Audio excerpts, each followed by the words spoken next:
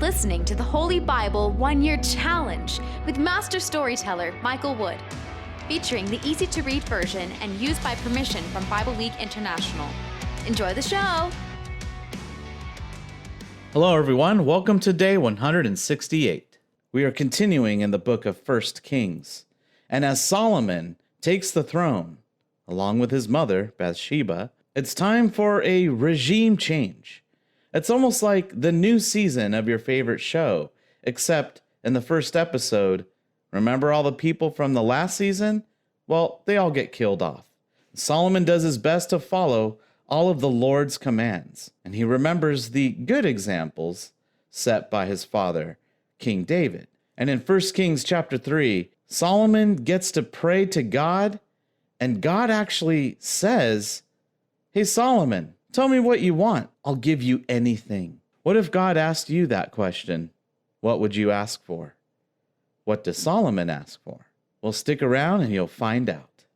We're also continuing in the book of Acts, and it's both good and bad times for the apostles and the growing churches. Good in that they are growing, and new believers are being added, and they're all helping each other, and they're healing people and doing the will of God. But this, of course, goes without notice. And in Acts chapter 11, you'll find out where the word Christian comes from. And in Acts chapter 12, the empire strikes back. Herod decides to get his vengeance on these believers.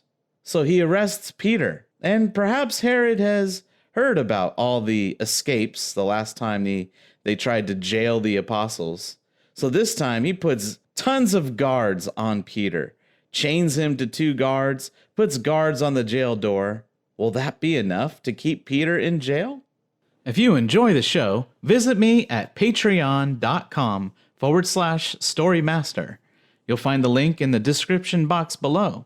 By contributing as little as $1 per month, you will enable me to continue this ministry, and you'll get cool rewards too. Together, we're going to get through the Bible in 1 year. Let's get started. 1 Kings chapter 2, verses 12 to 46. Now Solomon was king. He sat on the throne of his father David and was in complete control of the kingdom. One day, Adonijah, the son of Haggith, went to Solomon's mother, Bathsheba. She asked him, "Do you come in peace?" Adonijah answered, "Yes, this is a peaceful visit. I have something to ask you," Bathsheba said. "Then speak." Adonijah said, "You know that at one time the kingdom was mine. All the people of Israel wanted me to be their king. But things have changed, and now my brother is the king. The Lord chose him to be king. But now I have one thing to ask you. Please don't refuse me," Bathsheba answered. "What do you want?" Adonijah said, "I know that King Solomon will do whatever you ask, so please ask him to let me marry Abishag, the woman from Shunem." Then Bathsheba said, "Very well, I will speak to the king for you." So Bathsheba went to King Solomon to talk with him. When the king saw her, he stood up, bowed before her, and then sat back down. He told some servants to bring another throne for his mother, as she sat down at his right side. Bathsheba said to him, "I have one small thing to ask you. Please don't refuse me." The king answered, "Ask whatever you want, mother. I will not refuse you." So Bathsheba said, "Let your brother, Adonijah, marry Abishag, the woman from Shunem." King Solomon answered his mother, "Why are you asking me to give Abishag to Adonijah? Why don't you just ask me to give him the whole kingdom? After all, he is my older brother, and both Abiathar the priest and Joab support him." Then Solomon said, "By the Lord, I swear I'll make Adonijah pay for this with his life. The Lord made me the king of Israel. He gave me the throne of my father David. The Lord kept his promise and gave the kingdom to me and my family. Now, as surely as the Lord lives, I swear Adonijah will die today." King Solomon gave the command to Benaiah, and Benaiah went out and killed Adonijah. Then King Solomon said to Abiathar the priest, "I should kill you, but I will let you go back to your home in Anathoth. I will not kill you now, because you helped carry the holy box of the Lord God while marching with my father David. And I know that you shared in the hard times with him." So Solomon told Abiathar that he could not continue to serve as a priest of the Lord. This happened as the Lord said it would when he told Eli the priest what would happen to him and his family. Joab had supported Adonijah, but not Absalom.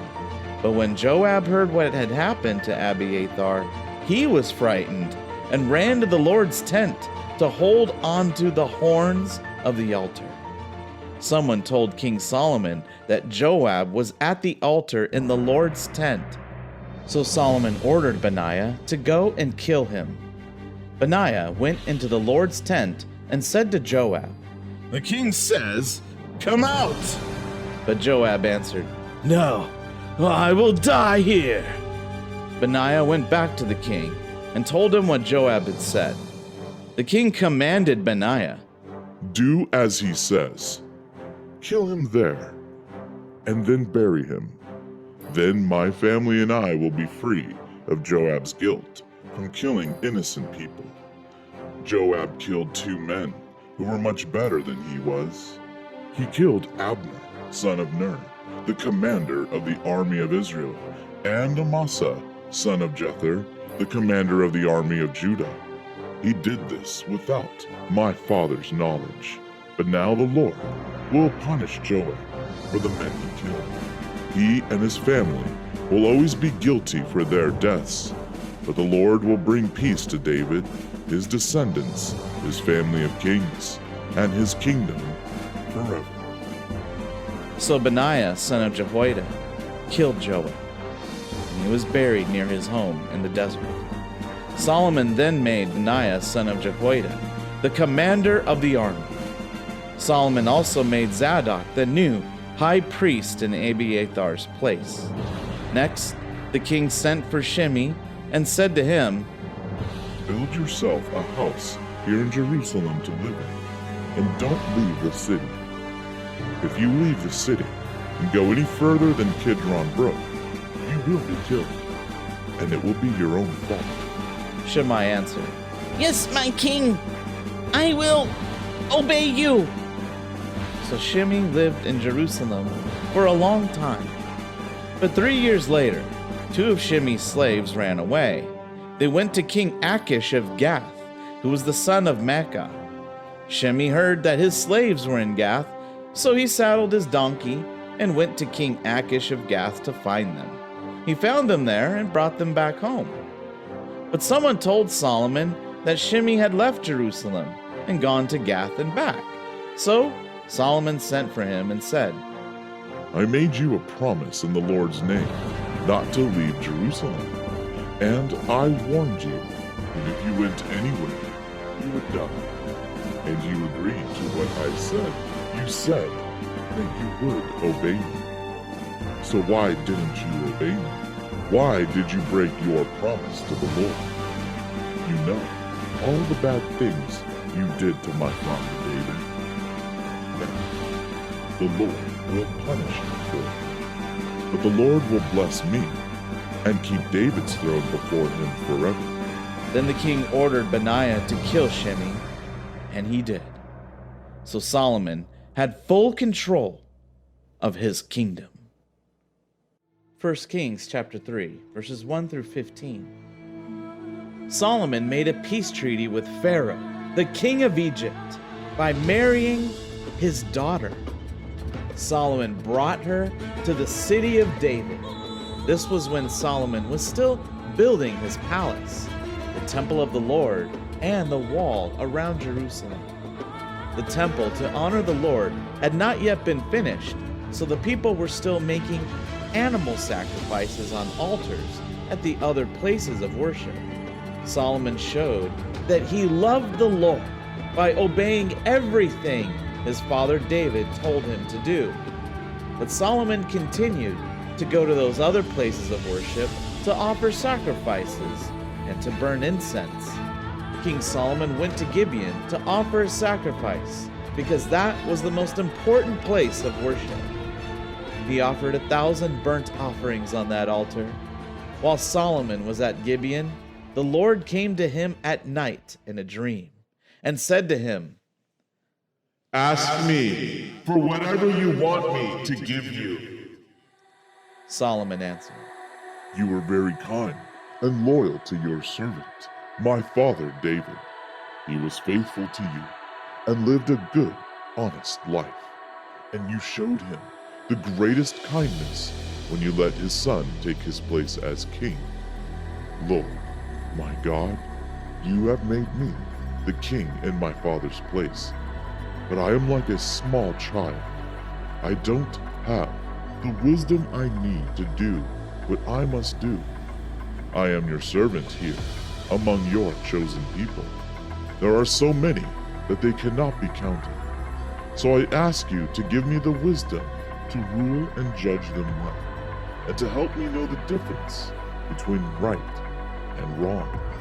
Without such great wisdom, it would be impossible to rule this great nation. The Lord was happy that Solomon asked for wisdom.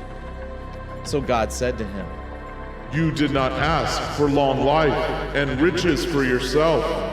You did not ask for the death of your enemies. You asked for the wisdom to listen and make the right decisions. So I will give you what you asked for. I will make you wise and intelligent. I will make you wiser than anyone who has ever lived or ever will live. And I will also give you what you did not ask for. You will have riches and honor all your life.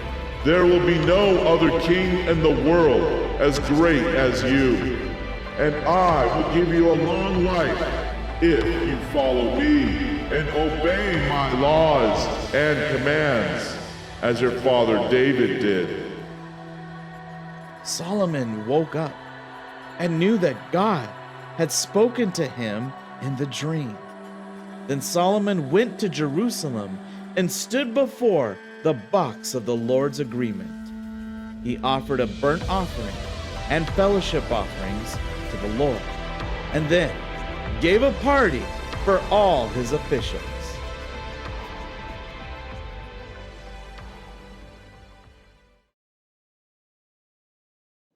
Acts chapter 11, verses 19 to 30. The good news comes to Antioch. The believers had been scattered by the persecution that began when Stephen was killed. Some of them went as far as Phoenicia, Cyprus, and to Antioch. They told the good news in these places, but only to Jews. Some of these believers were men from Cyprus and Cyrene. When these men came to Antioch, they began speaking to people who were not Jews. They told them the good news about the Lord Jesus. The Lord was helping these men, and a large number of people believed and decided to follow the Lord.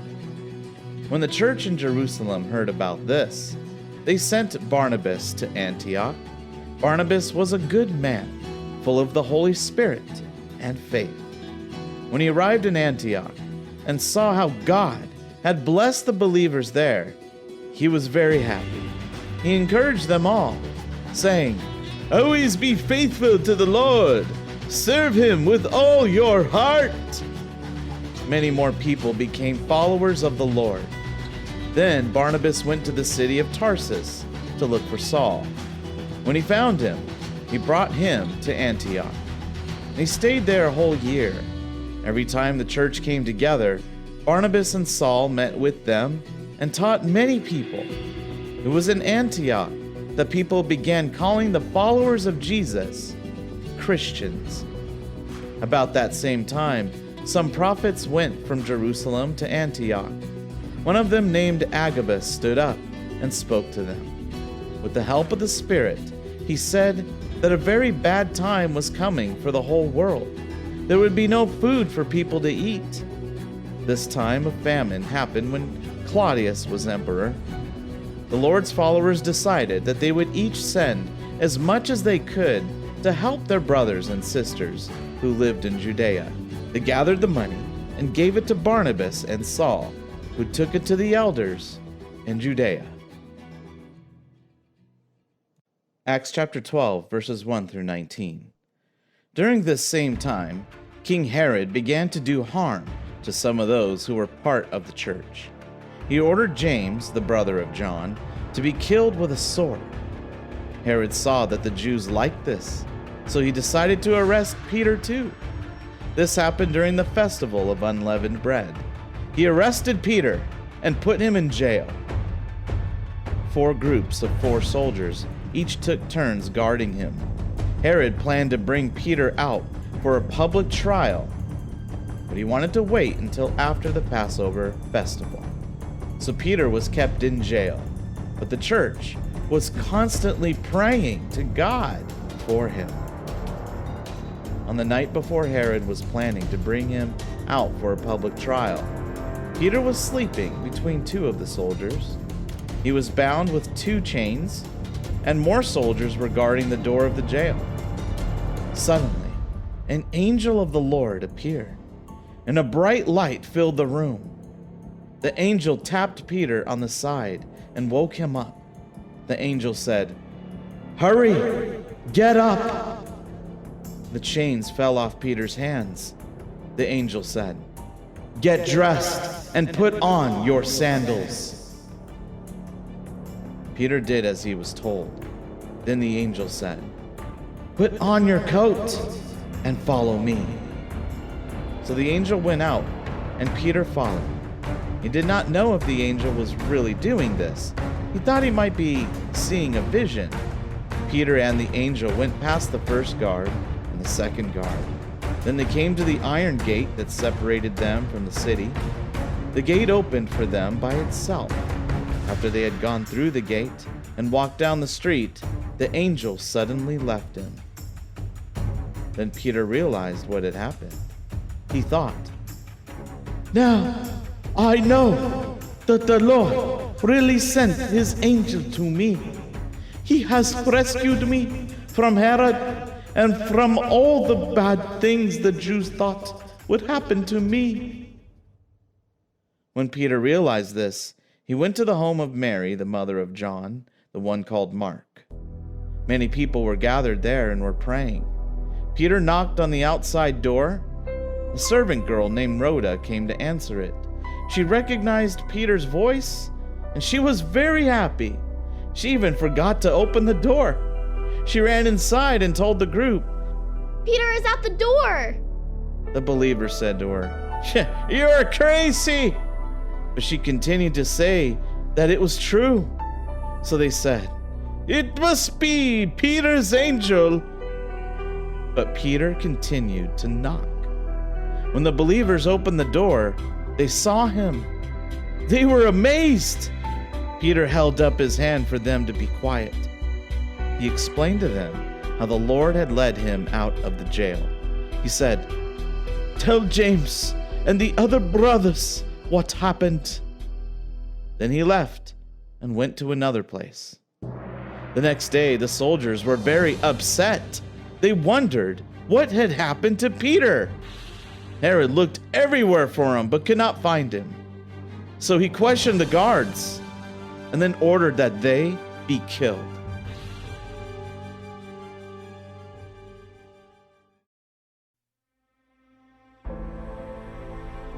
Proverbs chapter 15, verses 1 through 10.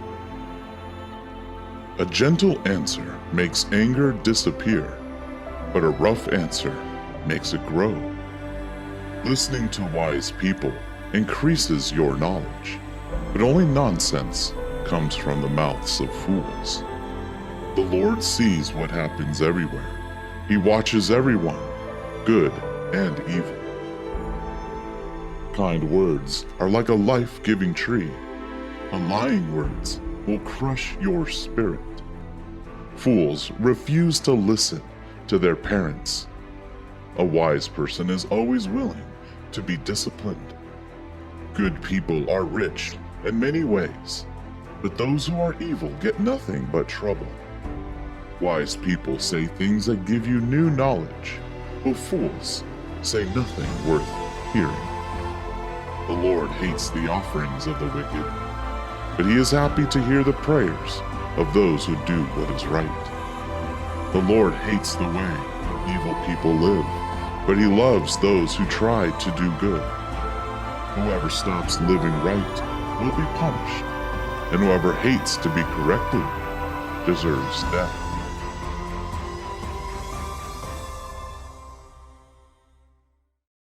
Thank you, everyone. That was day 168. Join us for day 169. We're continuing in 1 Kings. We'll hear about all the leaders and districts that King Solomon rules over. You'll hear about King Hiram of Tyre, and he has a whole bunch of cedar trees in his land. Now, King Solomon has ambitions to build God's holy temple, but he needs those cedar trees. So he writes a letter to King Hiram asking him for the trees.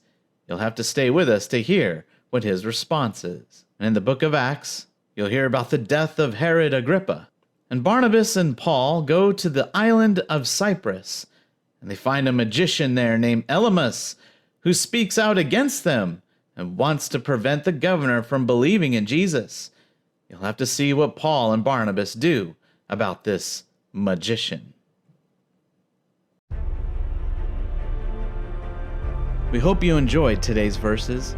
Be sure to leave us a positive review and to share this podcast with your friends and family. Please join us for the next episode as we experience the Bible in 1 year.